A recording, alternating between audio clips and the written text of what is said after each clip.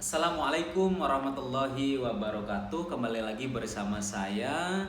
Insya Allah teman-teman ya, kita akan melanjutkan kajian kita yang season kedua, yaitu surat Al-Baqarah ayat 1 sampai 5. Insya Allah kita akan kaji, yaitu tafsir ringkas.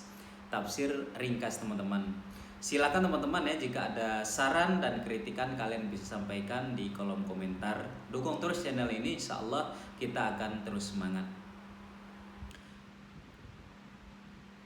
A'udzubillahi minasyaitonirrajim. Bismillahirrahmanirrahim. Alif Lam Mim. Ayat mutasyabihat. Wa ma ya'lamu ta'wilahu illallah. Tidak ada yang mengetahui makna daripada ayat mutasyabihat ini kecuali Allah. Teman-teman pemirsa yang dirahmati oleh Allah, tujuannya apa sih Allah menurunkan ayat mutasyabihat ini? Yang pertama, untuk menaklukkan orang-orang Arab yang ahli berbahasa Arab. Artinya apa teman-teman? Artinya orang-orang Arab dulu ketika dibacakan ayat Al-Quran, mereka langsung mengerti. Maka Allah ingin menantang mereka dengan menurunkan ayat mutasyabihat ini. Alif Lam Mim. Nah, ketika mereka mendengar ayat ini, mereka tidak mengerti ini maknanya apa. Bacaannya begitu indah, bacaannya begitu bagus, tapi maknanya apa? Nah, itu tujuannya untuk menantang orang-orang Arab yang ahli berbahasa Arab. Kemudian yang selanjutnya adalah teman-teman, ayat mutasyabihat ini memang tidak ada yang mengerti maknanya kecuali Allah, Dzalikal kitabul la raibi. Adapun kitab Al-Quran, la raiba, tidak ada keraguan fihi di dalamnya. Tidak ada keraguan di dalamnya. Kitab Al-Quran ini isinya tidak perlu diragukan kebenarannya. Tidak perlu diragukan kebenarannya. Artinya apa? Al-Quran ini memang wahyu langsung dari Allah. Wahyu langsung dari Allah. Allah menurunkan dari Lauhil Mahfud ke Baitul Izzah yang dibawa oleh malaikat Jibril. Lalu malaikat Jibril memberikan kepada Nabi Muhammad secara sesuai dengan kejadian. Sesuai dengan kejadian. Memang wahyu dari Allah. Memang wahyu dari Allah. Hudan lil muttaqin, menjadi petunjuk bagi orang-orang yang bertakwa. Nah, orang-orang yang beriman, orang-orang yang bertakwa, petunjuknya adalah, pedomannya adalah Al-Quran. Makanya Allah mengatakan, inna hadza siratim mustaqim, sesungguhnya Al-Quran ini adalah jalanku yang lurus. Fattabi'uhu, maka ikutilah, wala tattabi'u subul, dan kalian jangan mengikuti beberapa jalan. Fatafarraqu an sabili, maka beberapa jalan itu akan memisah kalian dari jalanku yang lurus. Nah, itu teman-teman. Yang dimaksud orang yang bertakwa adalah alladzina, orang-orang yu'minuna, yang beriman mereka bil ghaib, pada barang gaib. Nah, bagian dari keimanan itu adalah mengimani sesuatu yang gaib. Nah, itu mengimani sesuatu yang gaib, sesuatu yang kasat mata, yang tidak bisa dilihat oleh mata, itu adalah sesuatu yang gaib. Nah, itu perlu kita imani, wajib kita imani. Kemudian wa yuqimu as-shalah, dan menetapi mereka pada salat. Wa mimma, dan dari apa-apa, razaqnahum, yang memberi rizki pada mereka, yang memberi rizki kami pada mereka, yunfikun, menginfakkan mereka. Jadi ciri yang pertama orang iman adalah yang percaya pada barang gaib. Yang kedua menetapi sholat, mau mengerjakan sholat. Artinya kalau nggak mau sholat ya bukan orang yang bertakwa, bukan orang iman. Nah ini bukan orang iman. Man taroka sholat faqad kafar. Nah, itu. Kemudian yang nomor 3 adalah setiap Allah memberikan rezeki kepadanya, dia mau menginfakkan di dalam sabilillah, mau sedekah. Lah itu. Masuk ke masjid, di situ ada kotak amal, mereka memberikan sedikit dari hartanya. Mereka memberikan sedikit dari hartanya untuk anak yatim.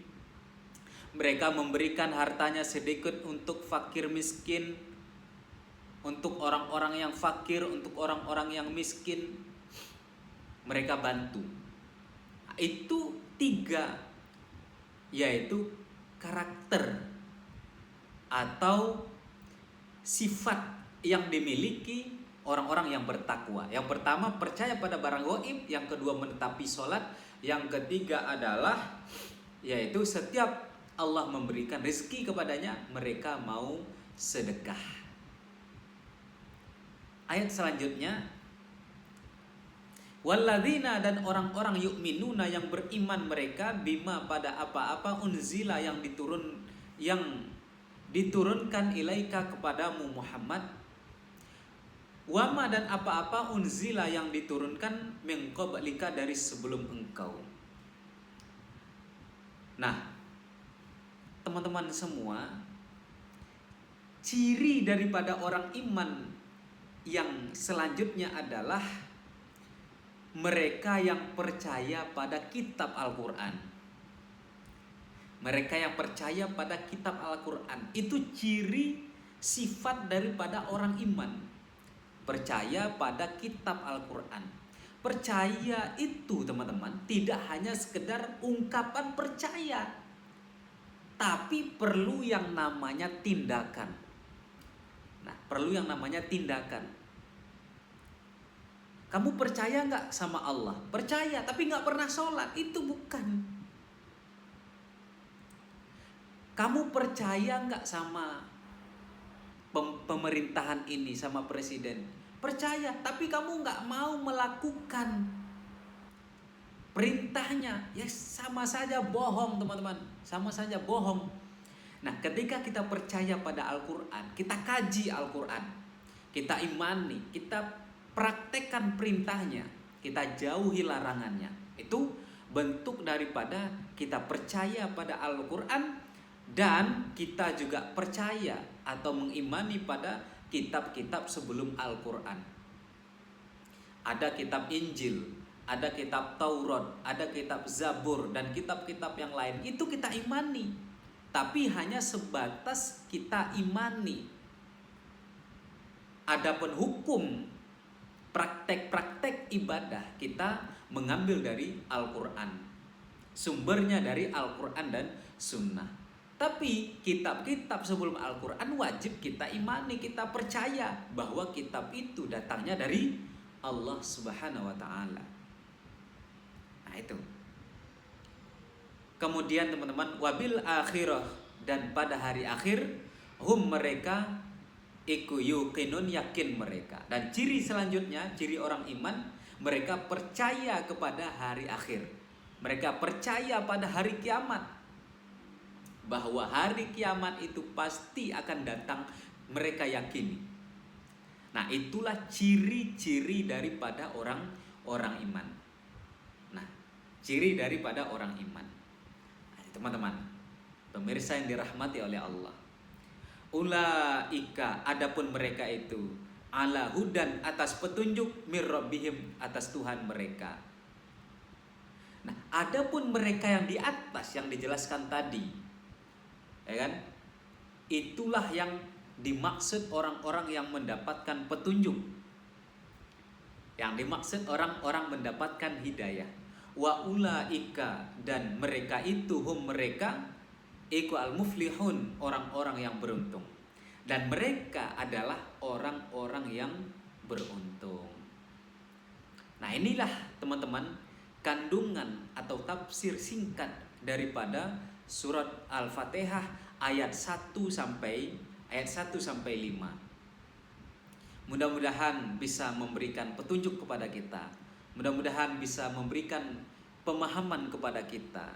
Apa yang sudah kami sampaikan sedikit kita renungi, kita implementasikan di dalam kehidupan kita sehari-hari, agar apa yang kita lakukan, apa yang kita kerjakan mendapatkan pertolongan dari Allah Subhanahu wa taala. Terima kasih. Alhamdulillah, jazakumullahu khairan. Assalamualaikum warahmatullahi wabarakatuh.